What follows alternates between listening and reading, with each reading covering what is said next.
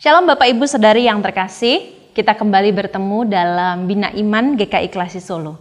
Mari sebelum kita disapa oleh kebenaran firman Tuhan, kita berdoa memohon berkat dan pengertian serta hikmat yang daripada Tuhan. Mari kita berdoa. Kami sungguh bersyukur untuk kesempatan yang Tuhan beri bagi setiap kami untuk terus belajar melalui didikan firman Tuhan. Biarlah dalam semua pengalaman kehidupan kami berjumpa dengan Tuhan melalui kebenaran sabda-Mu yang akan selalu memberikan kami pengharapan dan kekuatan di tengah semua perjalanan kehidupan kami. Siapapun kami, apapun yang sedang kami hadapi, kapanpun kami mendengarkan YouTube Bina Iman GKI Klasi Solo, kami sungguh percaya bahwa tidak ada yang kebetulan. Engkau merencanakan sesuatu yang indah bagi kami dalam mendengar firman Tuhan ini. Demi Kristus, sahabat kami memohon. Amin. Bapak Ibu yang terkasih, renungan pada pagi hari ini akan saya beri judul Ketidakmengertian yang Mencerahkan. Kita landasi firman Tuhan dari kitab Ayub pasal yang ke-36, ayat 5 sampai dengan ayat yang ke-10, dan kita akan melanjutkan pembacaan kita di ayat yang ke-15. Ayub pasal 36 ayat 5 sampai 10 dan ayat 15. Saya akan membacakan bagi Bapak Ibu dan saudara-saudara sekalian. Ketahuilah, Allah itu perkasa, namun tidak memandang hina apapun. Ia perkasa dalam kekuatan akal budi. Ia tidak membiarkan orang fasik hidup, tetapi memberi keadilan kepada orang-orang sengsara. Ia tidak mengalihkan pandangan matanya dari orang benar, tetapi menempatkan mereka untuk selama-lamanya di samping raja-raja di atas tahta, sehingga mereka tinggi martabatnya. Jikalau mereka dibelenggu dengan rantai, tertangkap dalam tali kesengsaraan, maka ia memperingatkan mereka kepada perbuatan mereka dan kepada pelanggaran mereka karena mereka berlaku congkak. Dan ia membukakan telinga mereka bagi ajaran dan menyuruh mereka berbalik dari kejahatan. Ayat 15. Dengan sengsara ia menyelamatkan orang sengsara. Dengan penindasan ia membuka telinga mereka. Bapak Ibu saudara-saudara yang terkasih, anak saya yang kedua, Narendra Asmarajati, atau kami memanggil dengan panggilan sayang Nara, usianya 2,5 tahun, hampir 3 tahun di tahun ini. Dalam usia perkembangan dia yang di bawah 5 tahun itu, dia sedang mengalami fase-fase di mana dia selalu bertanya, ini apa, itu apa?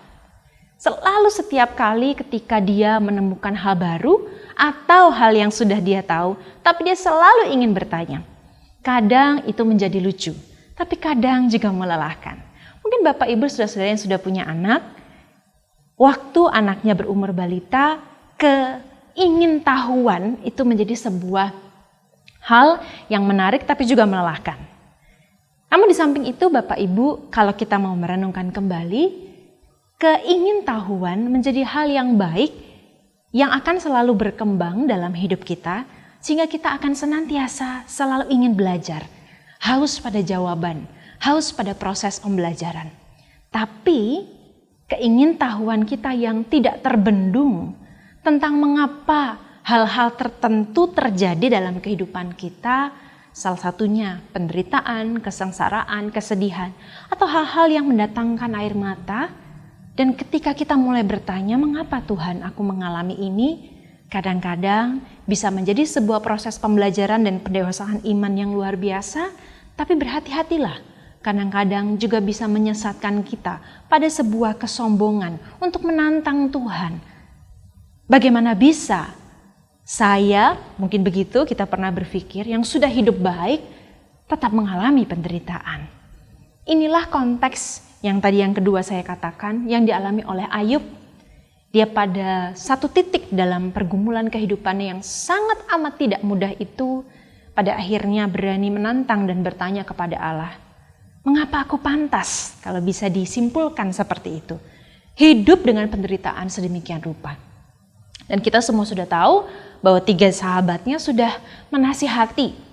Bahkan sampai di satu titik 3 sahabatnya itu tidak lagi bisa mengatakan apapun karena begitu keras dan gigihnya Ayub menantang Allah. Tampillah Elihu, seorang anak muda yang sudah dengan sangat sabar menahan diri sampai pada titik dia tidak lagi sabar untuk pada akhirnya mengatakan kepada Ayub hal-hal yang tadi kita baca. Kalau kita baca dari pasal-pasal sebelumnya, kita akan melihat tensi yang sangat tinggi yang dirasakan oleh Elihu kepada Ayub, yang pada akhirnya mengatakan hal-hal yang sangat keras dan mengatakan bahwa segala keingintahuan dari Ayub dan dalam tantangannya kepada Allah adalah tanda kesombongan. Dan bagi Allah, orang-orang yang sombong, orang-orang yang congkak, orang-orang yang merasa bahwa hidupnya sudah benar dan tidak layak untuk menderita, tidak layak di hadapan Allah. Dengan kata-kata yang sangat jelas, dari ayat 5 sampai 10 tadi kita bisa melihat bahwa Elihu dengan sangat tegas mengatakan bahwa Allah tidak mungkin tidak mengerti, tidak mungkin tidak mempunyai tujuan atas apa yang ia izinkan terjadi dalam kehidupan Ayub.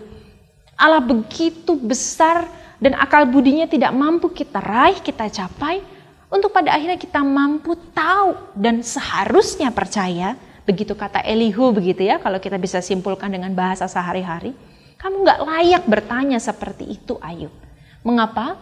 Karena di ayat yang ke-10 yang menjadi nats kita pada pagi hari ini, saya akan baca sekali lagi. Ayub 36 ayat yang ke-15. Dengan sengsara ia menyelamatkan orang sengsara. Dengan penindasan ia membuka telinga mereka. Allah bisa saja dan tentu ia berkuasa. Terserah bagaimana cara Allah membuka telinga kita. Mungkin saja dengan penderitaan, mungkin saja dengan kesengsaraan. Kita, Ayub, bisa bertobat dari kesombongannya yang menilai bahwa dirinya selama ini sudah cukup baik di hadapan Allah. Bapak Ibu, kesombongan rohani menjadi salah satu dosa yang sangat-sangat bisa menyelubungi hati kita dengan sangat lembut. Bahkan secara tidak sadar kita bisa terjebak di dalamnya. Elihu mengatakan kepada Ayub, Allah juga bisa melakukan dan mengizinkan kesengsaraan untuk menyelamatkan kita dari kesengsaraan yang jauh lebih besar. Allah juga bisa membuka telinga kita dengan penindasan agar kita bertobat, agar Ayub bertobat. Di akhir kisah Ayub kita melihat bahwa dia tak lagi bisa mengatakan, berkata-kata, bahkan ia tak lagi bisa menuntut Allah atas semua yang memang harus terjadi dan memutarbalikkan karakternya menjadi seseorang yang tidak mengerti. Tapi ketidakmengertian itu pada akhirnya membawa sebuah perubahan, membawa sebuah pencerahan. Kalau dalam kehidupan kita saat ini, kita tidak mengerti mengapa hal-hal yang membuat kita menangis itu terjadi, mungkin saja Allah sedang mau membuka telinga kita, membuka hati kita, dan mengubah kita. Ketidakmengertian selalu akan membawa kita kepada sebuah titik pencerahan iman. Kalau kita dengan rendah hati percaya bahwa Allah pasti punya tujuan. Mungkin kita tidak mengerti saat ini, tetapi suatu saat kita akan tahu bahwa Allah ingin kita menjadi pribadi yang sesuai dengan kehendaknya. Selamat pagi, selamat melanjutkan peziarahan dan perjalanan hidup Anda. Tuhan menyertai. Amin.